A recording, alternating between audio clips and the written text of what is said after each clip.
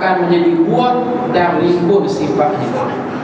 Jadi disebut ad'u merupakan al-harakatul mustamirah, satu kerja dakwah yang mesti diteruskan.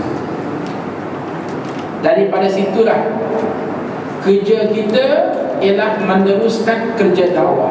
Bukan kerja kita tanya Allah Subhanahu Wa Taala, wahai Allah, bila nak menang? Putrajaya. Kalau kita asyik buat perkiraan bila nak menang Putrajaya, inilah disebut oleh setengah sahabat-sahabat kita, ini soalan bid'ah. Kerja kita ialah buat kerja. Buat kerja dakwah, buat kerja siasat. Macam disebut tadi, buat kerja dakwah dan buat kerja siasat. Jangan hanya buat kerja siasat, tinggal kerja dakwah. Akhir sekali seorang keluar pas. Salah tu. Dakwah kena buat jauh mesti lebih hebat daripada tabligh. Dakwah kena buat jauh mesti lebih hebat daripada Habib. Dakwah kena buat mesti jauh lebih hebat daripada Ikram. Dakwah kena buat mesti jauh lebih hebat daripada Ismail. Dakwah mesti buat jauh lebih hebat daripada Asma. Supaya kita tertonjol betul-betul. Hari ni sorry to say lah, kita kena akur, kita bukan tak ada kerja dakwah, ada. Tetapi kadang-kadang kita tenggelam. Ada masa kita timbul, ada masa kita tenggelam. Contoh ya, kalaulah bercakap tentang pentarbiyahan dalam konteks pendidikan, insya-Allah semua orang respect tentang kehebatan yang ada pada Pasti, sehingga Pasti dinobatkan sebagai institusi pendidikan prasekolah yang terbaik di Malaysia. Banding dengan Tadika, banding dengan Permata Rosmah. Maka insya-Allah Pasma boleh, Pasti jauh lebih hebat. Okey. Tapi maaf, tidak ada kesinambungan selepas daripada itu. Sekolah rendah tak menyerah kita. Banding dengan sekolah rendah yang ditubuh oleh Abi Al-Ami namanya, itu dan sebagainya. Kita kena mengaku. Oleh yang demikian, cabaran kita macam mana kita nak menonjol lebih daripada orang lain. Compare pula dengan tabligh. Kita kutuk tabligh, kita rendah-rendahkan tabligh, tapi ingat ya, ada satu nilai yang hebat pada jemaah tabligh tak terbuat oleh kita orang PAS. Apa dia? Mereka sanggup pergi door to door. Ni depan ustaz, masuk ustaz diri lah. Siapa di kalangan kita yang boleh buat dakwah fardiyah sampai ke mereka pergi rumah ke rumah? Pensyamah tak buat. Pensyamah lagi tak buat. Ustaz cuba lihat, kadang-kadang dia orang pergi datang ke rumah. Okey, kalau kita tak ada, jiran sebelah tak ada, dia berdoa kepada tuan rumah. Pokoknya nak beritahu bagaimana kekuatan dakwah tu mereka menyelah di situ. Ala kulli hal ialah, dalam soal kita berdakwah, kita mesti lebih agresif daripada rakan-rakan kita. Supaya apa? Supaya kita dominan. Tuan-tuan dan puan-puan sekalian, cubalah kita muhasabah sedikit dengan PAS yang ada sekarang ini, dengan orang kata modul yang ada sekarang ini, dengan ancaman yang ada setakat ini, dengan prospek yang ada setakat ini, agak-agak layak ke tidak kita untuk pergi masuk ke IPT? Layak ke tidak untuk kita pergi masuk dunia korporat? Selera ke tidak anak-anak mahasiswa-mahasiswi untuk menerima PAS sebagai modul? Selesa ataupun tidak orang korporat untuk menerima PAS sebagai cerminan mereka? Ataupun mereka lebih tertarik kepada gerakan lain, mereka lebih tertarik kepada NGO-NGO lain? Walaupun kita adalah produk yang terbaik, PAS insya-Allah produk yang terbaik. Dari segi dakwah kita ada, dari segi siasat kita ada. Dari segi dakwah insya-Allah kita jauh lebih baik daripada NGO-NGO lain.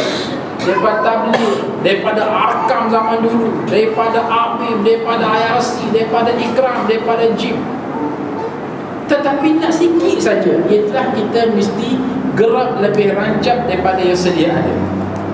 Dari segi siasat, jangan cakaplah only one, satu-satunya parti politik yang berkecimpung di lapangan siasat, parti PAS.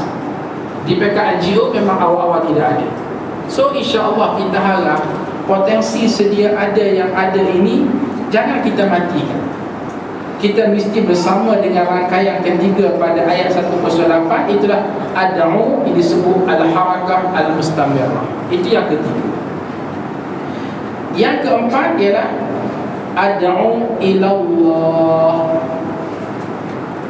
Qul, katakanlah wahai Muhammad, hadhihi sabili, inilah dia jalanku, ad'u, serulah manusia, ilallah, kepada Allah. Apa makna ilallah? Disebut oleh para ulama, ilallah di sini maksudnya al-ghayatu as-sahihah, ialah tujuan yang benar dan sahih. Kita ni nak bawa orang, biarlah satu landasan yang betul-betul jelas. Andai kata tidak berlaku kejelasan, awal-awal jangan sesekali kita ikuti. Inilah dia sebab kenapa ke Majlis Syura ulama PAS telah menetapkan tidak boleh di kalangan ahli-ahli PAS, lebih-lebih lagi di peringkat kepimpinan PAS, untuk join PASMA. PAS bukan sebuah parti yang rigid, bahkan PAS adalah parti yang sangat familiar dengan NGO. Oleh kerana kita tahu kadang-kadang kita nak bergerak atas jersey PAS, turun ke medan masyarakat, kadang-kadang terbatas sebab orang takut dengan jersey PAS. Maka kita menggunakan approach create NGO yang ada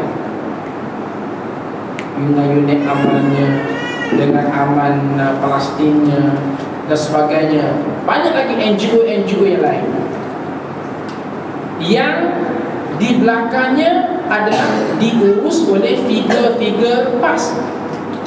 Ustaz sendiri pun ada NGO. Hujungnya orang nampak, oh, Dr. Azhar rupanya. Sebab apa? Kadang-kadang kita nak bergerak atas nama parti politik, tak boleh. Kita bergerak atas nama NGO. Jadi kalau ada orang berkata, okey, PAS ni tak mesra dengan NGO, buktinya PAS ni menghalang ahli dia daripada menjadi PASMA, itu salah tu. Kita bidas balik, jawab balik, PAS adalah parti politik yang sangat mesra alam dengan NGO. Tapi kenapa untuk PASMA ini kita kata jangan sertai? Sebab zahiruhu rahmah wa batinuhu min qibalihi al-azab. Itu jawapannya. Zahiruhu rahmah, zahir yang nampak baik, wa batinuhu min qibalihi al-azab, di dalamnya penuh dengan panau dan korak. Mana mungkin kita tubuh satu NGO untuk mengguling presiden? Mana mungkin kita tubuh satu NGO untuk menghapuskan syura?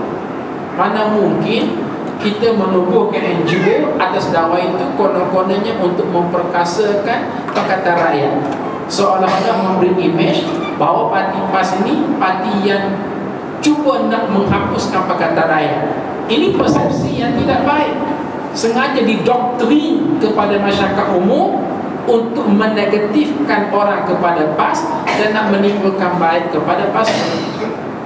Jadi dalam hal ini kita anggap dia sebagai satu darurat, dan darurat tak boleh dibiarkan. Justru nak pada masa itu terpaksalah kita kata tidak boleh untuk ahli PAS terlibat dengan PASMA. Masa muktamar ada seorang berdoa ketika muktamar. Wah, tamat doa adalah seorang membuat ulasan. Dia kata ialah macam kita berdoa nak halau syaitan dalam badan. Kalau orang itu elok saja, syaitan tak ada, pelesi tak ada, jin tak ada, bacalah maksurah ke, bacalah ruqyah ke, bacalah 30 juzuk Quran ke, dia boleh absorb. Terima elok je, tidak akan berlaku reflection yang negatif, tidak akan berlaku spiritual disorder kepada diri dia, elok je.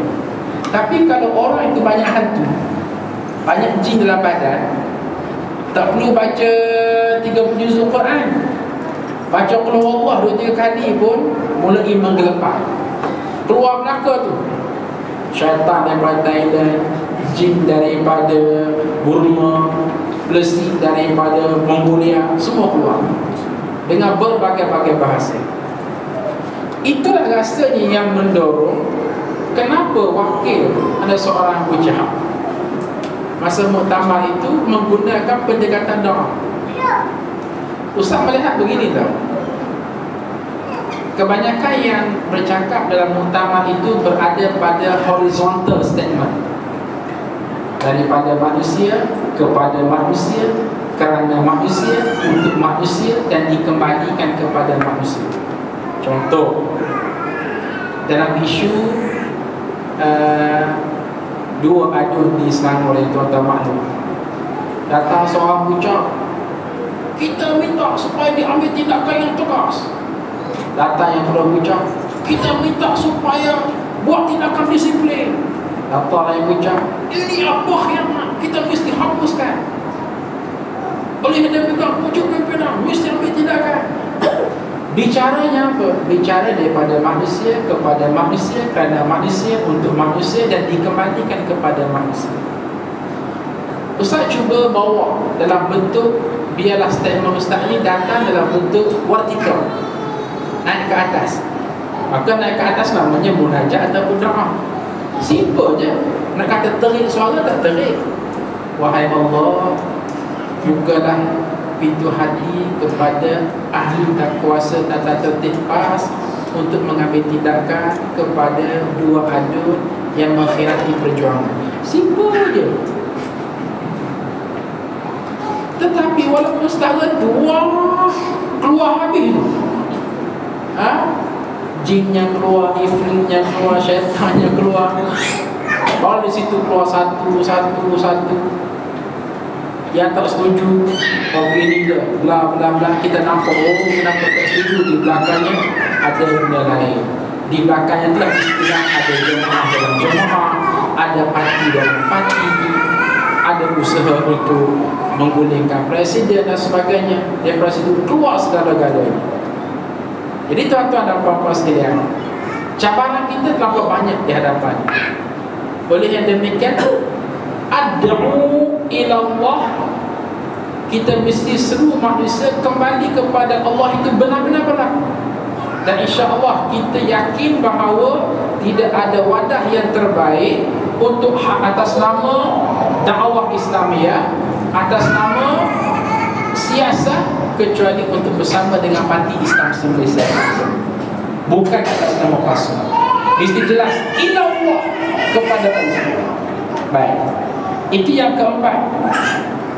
Yang kelima ialah ala basiratin.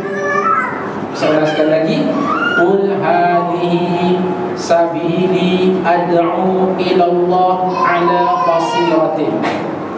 Ala basiratin ini diterjemah oleh ulama dengan makna al-minhaj as-sahihah, iaitulah pedoman yang jelas. Pedoman yang jelas tadi Ustaz dah syarah tadi, iaitu di hadapan kita ada akidah, ada syariah, dan ada akhlak. Menjadi satu yang berbahaya mutaakhir ini apabila ada orang boleh bercakap kita mesti kembali kepada Islam, tetapi Islam dalam bentuk acuan yang baru. Apa dia Islam dalam bentuk acuan yang baru? Iaitulah Islam tanpa syariat. Kenapa? Oh, ini telah nyata berjaya. Bagaimana Turki telah berjaya establishkan gerakan Islam apabila mereka memperkenalkan produk Islam tanpa syariah. Oh, di Indonesia pun sama. Mereka melihat bagaimana gerakan Islam telah berjaya menarik minat orang untuk bersama dengan mereka apabila mereka memperkenalkan produk Islam tanpa syariah. Tuan-tuan dan puan-puan sekalian, dalam hal ini kita mesti refer kepada Rasulullah sallallahu alaihi wasallam, dan kita mesti refer kepada Al-Quranul Karim yang jelas menyebut bila kita nak menyeru manusia, kita mesti menyeru ala basirah. Kena clear, sebut kepada manusia ini dia akidah, ini dia syariat, dan ini dia akhlak, ini dia dakwah, dan ini dia siasat.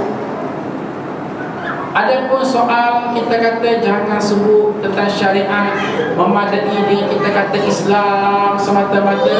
Kenapa? Kerana kalimah syariat ni kalimah yang sangat negatif. Orang bila sebut syariat, orang nampak rigid. Bila sebut syariat, mereka marah. Bila sebut syariat, non-Muslim akan boykot Islam. Tuan-tuan dan puan-puan, ingat kepada apa yang kita bicara di awal tadi, bukan kita orang pertama yang menyampaikan Islam, dan bukan kita orang terakhir yang menyampaikan Islam. Sebagai contoh, dalam isu hudud umpamanya, dalam isu hudud, Ustaz masih ingat ketika timbulnya CCC yang PAS buat kerjasama dengan orang Cina. Pada masa itu kita bercakap tentang Islam. Memang orang Cina pada masa itu langsung tidak boleh menerima. Tapi alhamdulillah hari ini boleh dikatakan ramai juga orang Cina yang kalaulah dibicara tentang hukum syariat Islam, mereka boleh terima. Terutama sekali kalau pegawai kerajaan, ustaz kerap dalam program-program training. Dalam program training 80 orang, 100 orang, kadang-kadang ada 10 orang non-Muslim.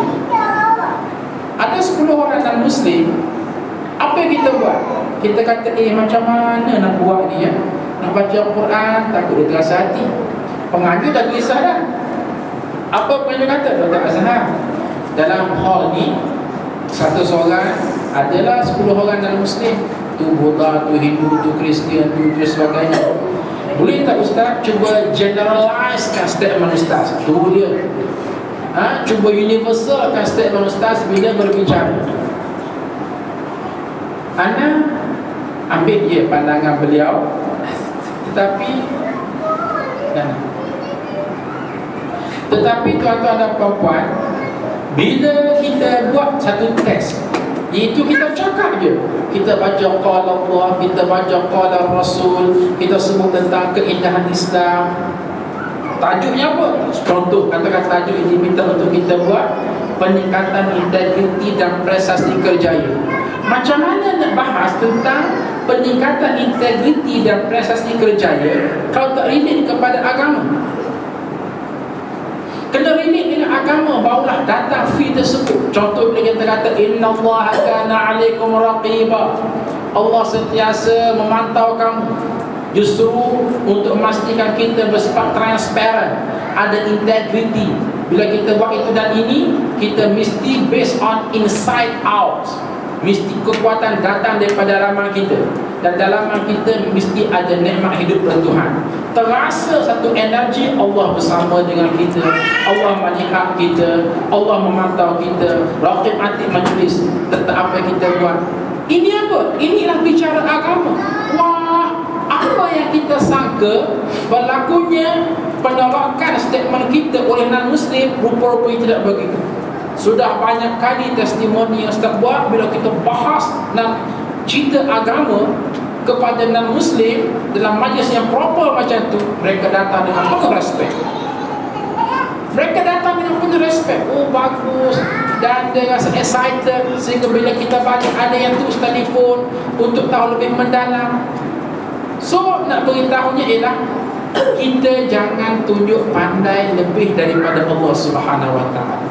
Bila Allah kata okey ala basiratin, bila kamu nak berdakwah, bila kamu nak nak menyampaikan Islam mesti penuh amanah. Bila kata-kata Islam tu Islam, adanya syariah, adanya akhlak, sebut. Jangan pandai-pandai kita kata okey, Islam boleh hidup tanpa syariah. Ini bahaya. Dan gerakan ini sangat-sangat menular di Malaysia sekarang atas nama Islam itu, atas nama Islam plural. Itu makna ala basirah. Yang ketujuh, ana ala basiratin. Ana qul hadhihi sabili ad'u ila Allah ala basiratin. Ana itu maknanya saya. Terjemahan dia apa dia? Ia disebut al-qiyadatu al-mukhlisah. Ana di sini dengan maksud kita mesti mempersiapkan diri kita sebagai kepimpinan yang benar-benar ikhlas dalam beribadah, dalam memperjuangkan Islam. Mesti benar-benar ikhlas. Ada orang kata ikhlaslah mati ustaz. Memang ikhlas dalam hati, tetapi ikhlas juga boleh dibuktikan melalui praktikal. Ikhlas dalam hati, tapi ikhlas juga dapat dibuktikan secara praktis. Contoh yang paling mudah tadi lah. Oh, saya ikhlas ketika menutupkan pasma. Boleh kita kata macam tu? Tak boleh. Sebab apa? Praktikal mesti muwafaqatus syara', mesti secocok dengan syarak, mesti secocok dengan syarak. Kalaulah apa yang kita buat itu tidak secocok dengan syarak, biarpun kita kata ikhlas, maka itu salah. Saya ni minum arak tapi ikhlas lillahi ta'ala, salah tu. Sebab apa? Minum arak itu adalah bersalahan dengan syarak.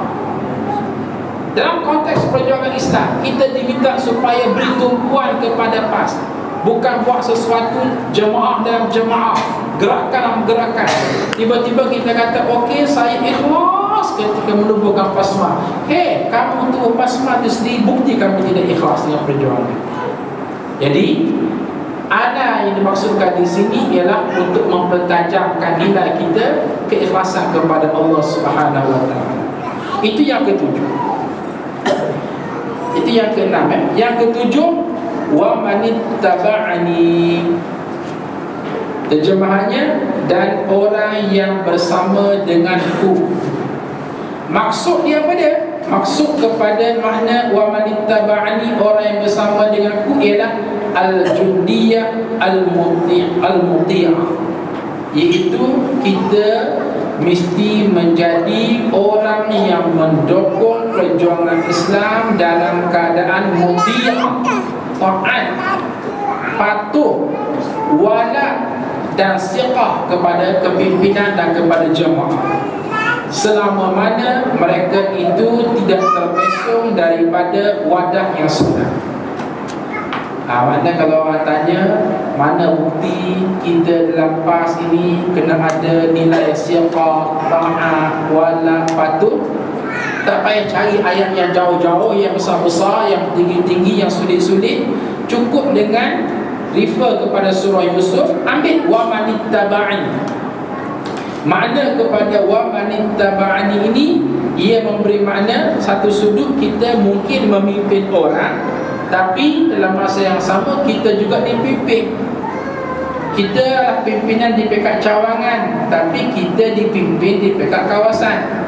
Kita mungkin pemimpin di pekat kawasan, tapi kita dipimpin di pekat Nuria, Badan Perhubungan Negeri. Kita mungkin pemimpin di pekat Badan Perhubungan Negeri, tapi kita dipimpin di pekat pusat. Oh, kita mungkin pemimpin di pekat pusat, tapi kita dipimpin di peringkat syura. Oh, kita mungkin pemimpin di pekat syura, tapi kita dipimpin. Siapa pimpin? Kemuncaknya ialah Al-Quran dan As-Sunnah. Jadi mata rantai itu berlaku. Maka macam mana cara nak mengharmonikan sebuah organisasi supaya elok saja, tak berlaku berantakan satu sama lain? Maka jawapannya kena ada vitamin yang bernama siqah, ta'ah, wala dan patuh. Ada orang kata, yang kata ni bukan calang-calang, juga kepimpinan PAS. Dia kata siqah, ta'ah, wala, patuh ni bukan vitamin tapi racun. Dia kata racun yang mengikat seseorang itu langsung tidak boleh membantah apa yang diikut oleh pemimpin. Sebenarnya dia sedar apa yang dia kata tak betul. Mana kita boleh menerima hakikat bahawa seseorang itu langsung tidak boleh untuk dimuhasabah? Boleh, tapi dengan penuh akhlak yang baik. Tapi sengaja dia bercakap semeka rupa sebab mereka tahu selagi mana ada di kalangan ahli PAS yang ada kekuatan siqah, ta'ah, waluh, awalak dan patuh ini, insya-Allah sama itulah PAS boleh bertahan. Maka kadang-kadang jabatan ini cuba nak diruntuhkan oleh orang-orang tertentu. Baik, itu yang ketujuh. Yang ke-8, wa man ittaba'ani subhanallah. Ulang sekali lagi, qul hadhihi sabili ad'u ila Allah ala basiratin ana wa man ittaba'ani subhanallah. Apa makna subhanallah? Dalam Islam tasawuf disebut at-tajarrud. Apa makna at-tajarrud? Menyerah diri kepada Allah Subhanahu wa taala. Menyerah diri bagaimana? Contoh, kemuncak apabila Nabi Muhammad sallallahu alaihi wasallam dan Abu Bakar dikepung oleh orang-orang kafir di Gua Sur, hujungnya apa dia? Hujungnya Nabi SAW menyebut la takhaf wa la tahzan innallaha ma'ana. Jangan takut dan jangan bimbang, Allah sentiasa bersama dengan kita. Ini kemuncak dia. Demikian juga kita dalam berorganisasi, kita dalam berjamaah, kita dalam kehidupan keseluruhannya. Yang paling penting ialah tajarrud kepada Allah, menyerah diri kepada Allah Subhanahu wa taala. Contoh dalam pendidikan saja. Kadang-kadang ni ustaz cuba muhasabah. Pernah satu ketika orang takut nak hantar anak ke sekolah agama. Sebab apa? Konon-konon tidak ada masa depan. Tapi bagaimana pula orang mak ayah yang dalam masa yang sama tetap menghantar anak mereka ke sekolah agama? Bagi mak ayah yang sanggup menghantar anak mereka ke sekolah agama dalam keadaan mereka dimomok-momokkan kononnya tidak ada masa depan, tak lain dan tak bukan ibu ayah ini ada sifat la takhaf wa la tahzan.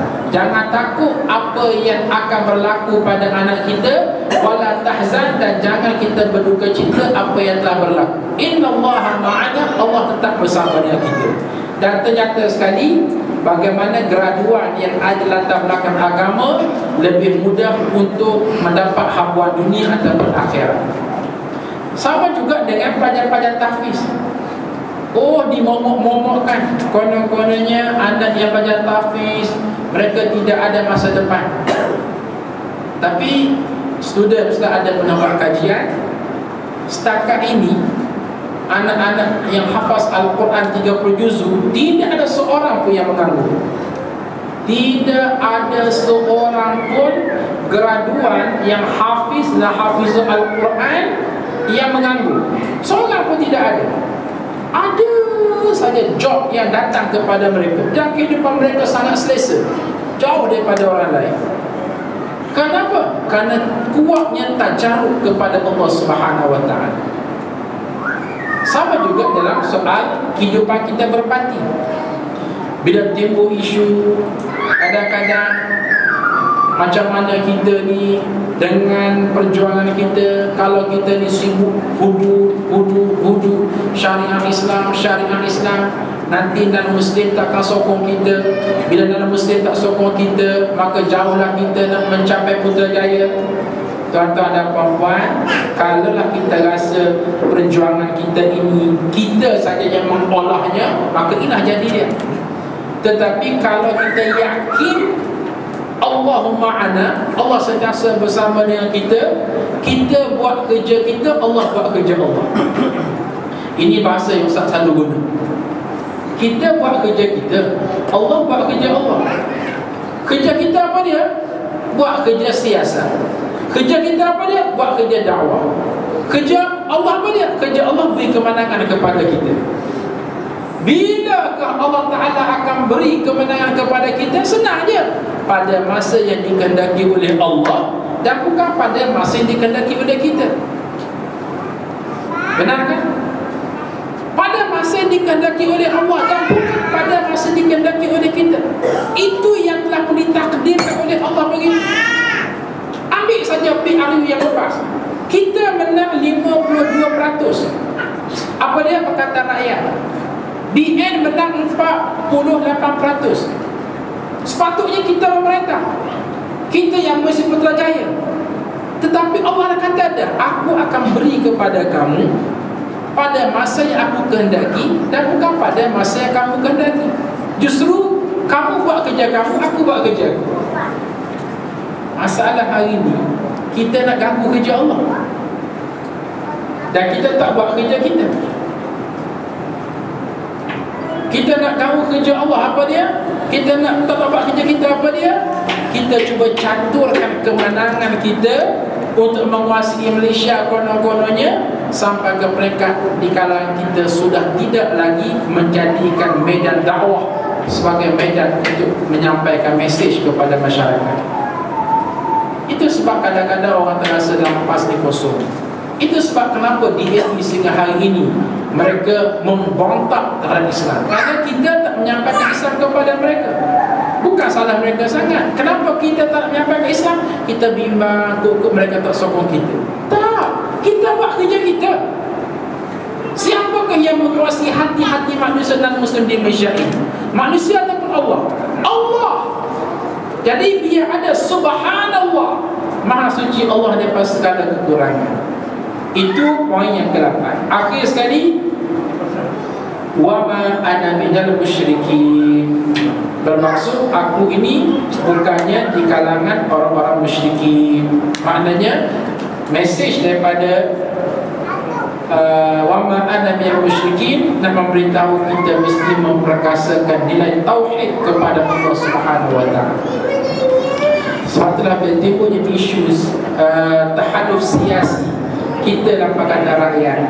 Kita mesti mendahulukan hak Allah dan Rasul. Kadang-kadang orang ni demi nak pertahankan perkataan rakyat sampai ke peringkat tidak ada lagi kejelasan tauhid kepada Allah. Oh, akan kita nak pesta Arab, tak apa, jangan kita pandai, yang penting perkataan rakyat. Macam Tuhan kata rakyat.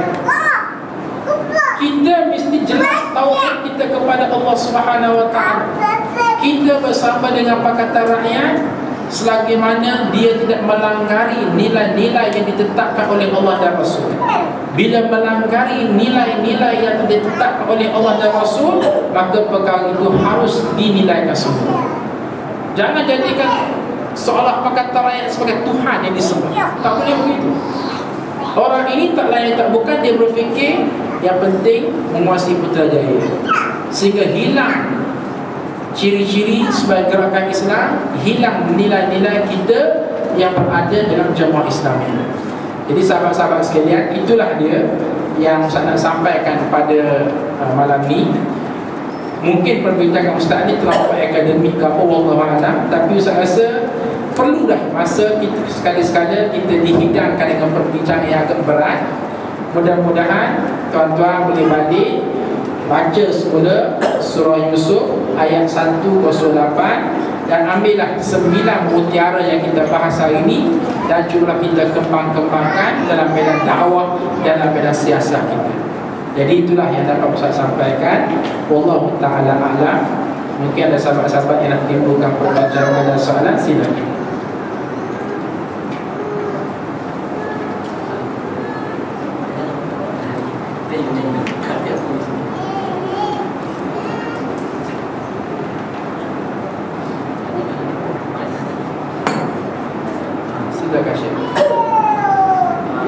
Saya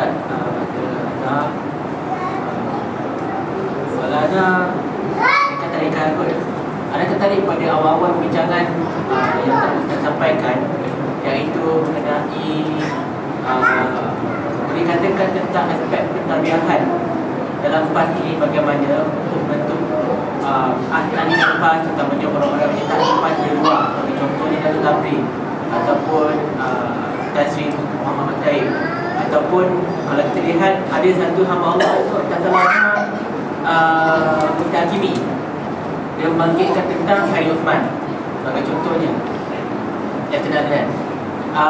Jadi dia nampak satu benda yang menarik, ramai juga nampak, iaitu kemasukan mereka ini macam yang Ustaz dia katakan di fanfare-kan, dijadikan satu aspek kemeriahan untuk menarik minat segera khalayak terhadap PAS. Tetapi dalam masa sama juga Ana agak rasa begitu tak jugalah mengenai aspek pentadbiahan seperti mana yang telah Ustaz terangkan, sebab mereka ini benar-benar dibawa untuk menyelami perjuangan Islam ini ataupun tidak. Dan di sini pertemuan, iaitu pertemuan dalam satu segi dalam PAS yang ini mengejar politik semata-mata, dan satu lagi pihak dalam PAS yang cuba untuk mengekalkan esens PAS ini sebagai sebuah jemaah Islam yang menggunakan politik sebagai wadah perjuangan mereka Islam. Jadi soalan Ana Ustaz pada ini, bagaimana untuk membolehkan, bagaimana satu langkah yang begitu yang berkesan sebenarnya untuk mereka yang golongan kedua, iaitu masih lagi menganggap PAS itu sebagai sebuah jemaah Islam yang mewadahkan politik untuk menekankan aspek itu. Sebab boleh dikatakan kini kita lihat PAS banyak yang lebih menumpukan aspek politik semata, seperti mana yang Ustaz kata awal tadi, iaitu mengenai aspek kehadiran kita sebagai contoh yang paling dekat pada malam ini. Allah Alam. Hadirin sekalian, Allah Subhanahu wa taala berfirman, "Innallaha la yughayyiru